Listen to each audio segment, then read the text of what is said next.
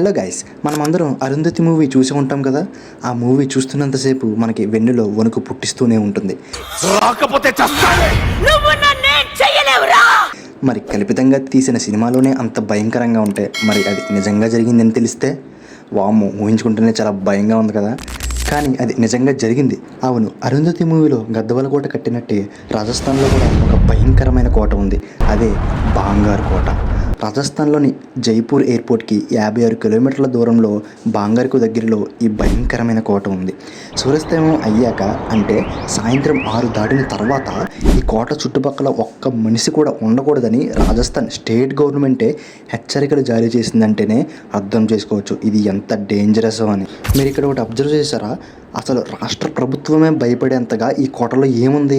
అసలు ఇప్పటి వరకు ఇందులోకి ఎంతమంది వెళ్ళారు, ఎంతమంది చనిపోయారు, ఎందుకు చనిపోయారు, ఎలా చనిపోయారు, అసలు ఇందులో నిజంగా దయ్యాలు ఉన్నాయా లేవా, ఉంటాయి, ఎలా వచ్చినాయి, దీని రియల్ స్టోరీ, పూర్తి స్టోరీ ఈ వీడియోలో మనం క్లియర్గా తెలుసుకుందాం. వీడియోని లాస్ట్ వరకు చూడండి, చాలా ఇంట్రెస్టింగ్గా ఉంటుంది. ఇంకా స్టోరీలోకి వెళ్ళిపోదామా?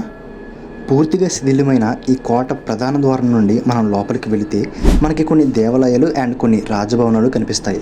అలాగే ఈ కోటలోకి వెళ్ళడానికి ఇంకో 4 ముఖద్వారాలు కూడా ఉంటాయి.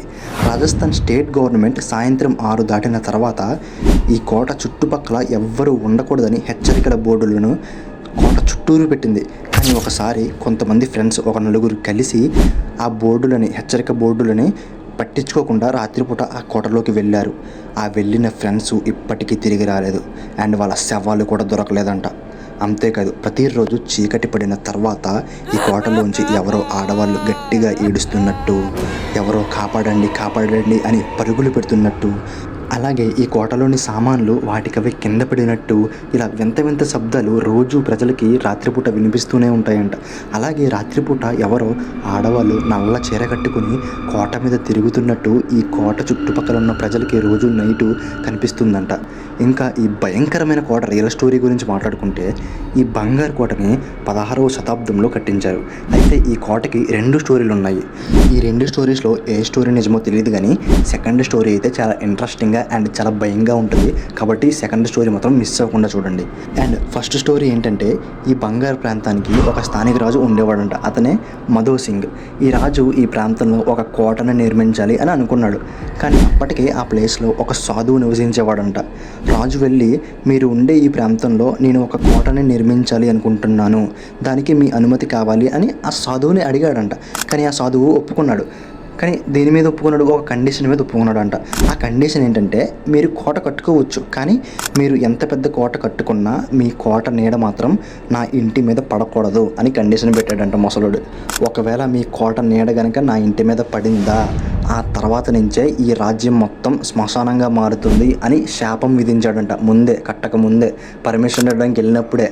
ఇంకా మహారాజు కూడా దానికి ఓకే అని మంచి ప్రీ ప్లానెడ్గా కోట నీడ ఆ సాధువు ఇంటి మీద పడకుండా కోట కట్టించుకున్నాడు బాగానే. కానీ రాజులకి వారసులు అనేవాళ్ళు ఉంటారు కదా, అందులో ఒకడు ఈ రాజ్యాన్ని విస్తరించేద్దాం, ఈ కోటని పెద్దగా చేద్దామని అనుకొని రాజుగారి పర్మిషన్ లేకుండా కోటని పెద్దగా చేయడానికి ట్రై చేసాడంట. అలాగా కోటని విస్తరించే సమయంలో ఈ కోట నీడ వెళ్ళి ఆ సాధువు ఇంటి మీద పడిందంట. అంతే, ఇంకేముంది. నెక్స్ట్ సెకండ్ నుంచే ఆయన పెట్టిన శాపం పంచడం మొదలెట్టింది. ఆ కోట నీడ ఎప్పుడైతే ఆ సాధువు ఇంటి మీద పడిందో ఆ తర్వాత 5 రోజులకే రాజ్యంలో పెద్ద పెద్ద యుద్ధాలు జరగడం మొదలయ్యి ఆ ఊరు మొత్తం శ్మశానంగా మారింది. ప్రజలంతా చనిపోయారంట. ఆ చనిపోయిన ప్రజలు, ఆ రాజు, ఆ సాధువులే ఇక్కడ దయ్యాలుగా మారి ఈ కోటలో తిరుగుతున్నారని ఆ చుట్టుపక్కల ఉన్న వాళ్ళందరూ నమ్ముతున్నారు. ఇది కోటకి ఒకవైపు ఉన్న స్టోరీ మాత్రమే. దీనికి ఇంకొక స్టోరీ కూడా ఉంది, అది కూడా వినద్దాం పదండి. 16వ శతాబ్దంలో ఈ రాజ్యానికి ఒక యువరాణి ఉండేదంట. ఆ యువరాణి పేరే రత్నావతి. ఈమె చాలా అందంగా ఉండేదంట. ఎంత అందంగా ఉండేదంటే చుట్టుపక్కల ఉన్న రాజ్యాల్లో ఉన్న అబ్బాయిలందరూ ఈ యువరాణిని పెళ్లి చేసుకుందామని పోటీ పడేవారంట. అలాగే ఒకసారి యువరానికి పెళ్లి సంబంధాలు చూద్దామని చుట్టుపక్కల ఉన్న రాజ్యాల నుంచి కొంతమంది అబ్బాయిల్ని పిలిపించారంట ఈ రాజ్యానికి, యువరాణి ఉన్న రాజ్యానికి. అలా వచ్చిన కొంతమంది అబ్బాయిల్లో ఒకడు యువరాణిని చూసి, యువరాణి అందాన్ని చూసి యువరాణితో ప్రేమలో పడిపోయాడు. కానీ అక్కడ ఉన్న చాలామందికి తెలియని విషయం ఏంటంటే, చాలామంది అంటే అందరికీ తెలియదు, అందరికీ తెలియని విషయం ఏంటంటే ఆడు ఒక పెద్ద మాంత్రికుడు. ఇంకా ఈ మాంత్రికుడు ఎలాగైనా యువరాణిని తన వశం చేసుకోవాలని చాలా గట్టిగా ట్రై చేశాడు. కానీ ఆడికి మాత్రం పని అవ్వలేదు. ఇంకా అదే టైంకి వీడికి ఏం చేయాలో తెలియక ఒకరోజు యువరాణి తన స్నేహితులతో రాజ్యంలో ఉన్న మార్కెట్కి వెళ్ళిందంట. మార్కెట్కి వెళ్ళిన తర్వాత యువరాణి మార్కెట్లోని ఒక సెంట్ షాప్లోకి సెంట్ కొందామని వెళ్ళింది. సెంట్ అంటే పర్ఫ్యూమ్ షాప్లోకి పర్ఫ్యూమ్ కొందామని వెళ్ళింది యువరాణి. కానీ అది గమనించిన మాంత్రికుడు యువరాణి అక్కడికి వెళ్ళేలోపే యువరాణి కొనబోయే సెంటు బాటిల్స్లో మత్తుమందు కలిపేశాడు. ఆ మత్తుమందు కలిపిన పర్ఫ్యూమ్ కనుక యువరాణి యూజ్ చేస్తే యువరాణి వెంటనే మాంత్రికుడికి లొంగిపోతుంది. అది ఏడు ప్లాను. కానీ అప్పటికే యువరాణి వాడు మత్తుమందు కలపడం గమనించేసి ఆ చేతిలో ఉన్న సీసాన్ని తీసుకొని నేలకేసి కొట్టిందంట. కొట్టిన తర్వాత సైనికులకి ఆర్డర్ వేసింది. ఏంటంటే ఈ మాంత్రికుడిని వెంటనే బంధించి ఏనుగులతో తొక్కించి చంపండి అని ఆర్డర్ వేసింది సైనికులకి. సైనికులు వెంటనే మాంత్రికుడిని పట్టుకొని ఏనుగులతో తొక్కించి చంపడానికి అన్నీ సిద్ధం చేస్తున్నారు. కానీ చనిపోయే ముందు మాంత్రికుడు ఒక శాపం విసిరాడంట. అదేంటంటే నువ్వు, నీ రాజ్యం, నీ ప్రజలు మొత్తం అందరూ సర్వనాశనం అవుతారు. నీ రాజ్యం మొత్తం శ్మశానంగా మారుతుంది. నీ ప్రజలందరూ అంటువ్యాధి వచ్చి చనిపోతారు.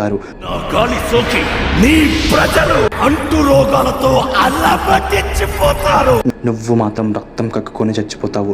నీ కోట అనేది దయ్యాలకి నిలయంగా మారుతుంది అని శాపం విసిరాడంట. ఆడు శాపం విసిరి చనిపోయాడు. అలా ఆ మాంత్రికుడికి మరణశిక్ష విధించిన తర్వాత యువరాణి రాజ్యంలోని ప్రజలు చాలా ఆనందంగా బతికారు.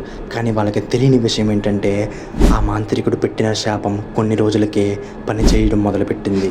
నెమ్మదిగా రాజ్యంలోని ప్రజలకు అనారోగ్యం వచ్చి ఒకళ్ళొకలుగా చనిపోతున్నారు. అంటువ్యాధిలా వాడి శాపం వ్యాపించిన చోటల్లా నా ప్రజల్ని వాళ్ళ సంతోషానికి దూరం చేసింది. అలాగే యువరానికి కూడా ఉండగా ఆరోగ్యం క్షీణిస్తుంది. అదే టైంకి రాజ్యంకి ఒక పెద్ద ముప్పు వచ్చింది. అదే యుద్ధం. వేరే రాజ్యం వాళ్ళు ఈ రాజ్యం మీదకి యుద్ధానికి వచ్చారు. ఇంకా ఇప్పటికే వీళ్ళకి అనారోగ్యంతో అస్సలు బాగోలేదు కదా. సో ఆ టైంలో వీళ్ళకి యుద్ధం చేసే స్టామినా లేక రాజ్యాన్ని మొత్తం వాళ్ళు సర్వనాశనం చేసి వెళ్ళిపోయారు. అలాగా ఈ బంగారు కోట ఆ మాంత్రికుడి శాపానికి గురయ్యి మొత్తం శ్మశానంగా మారింది. అప్పుడు చనిపోయిన ప్రతి ఒక్కరు ఇప్పుడు ఈ కోటలో దయ్యంగా మారి తిరుగుతున్నారని చుట్టుపక్కల ప్రజల నమ్మకం. ఇది ఒట్టి నమ్మకమే కాదు, మనం అక్కడ చూసే సన్నివేశాలను గమనించినా సరే ఇది నిజం అని తెలుస్తుంది. ఎందుకంటే అక్కడ జరిగే కొన్ని థింగ్స్ అనేవి అలాగే ఉన్నాయి. ఇది రియల్ అని అందరూ చెబుతున్నారు. సో ఇది దీని రియల్ స్టోరీ. వీడియో కనుక మీకు ఇంట్రెస్టింగ్గా అనిపించి నచ్చితే ఇప్పుడే మన వీడియోని లైక్ చేసి మన ఛానల్ ఇప్పుడే సబ్స్క్రైబ్ చేసుకోండి. ఎందుకంటే ఇలాంటి మరెన్నో ఇంట్రెస్టింగ్ వీడియోస్ మీ ముందుకు నేను తెస్తూనే ఉంటాను. Thanks for watching.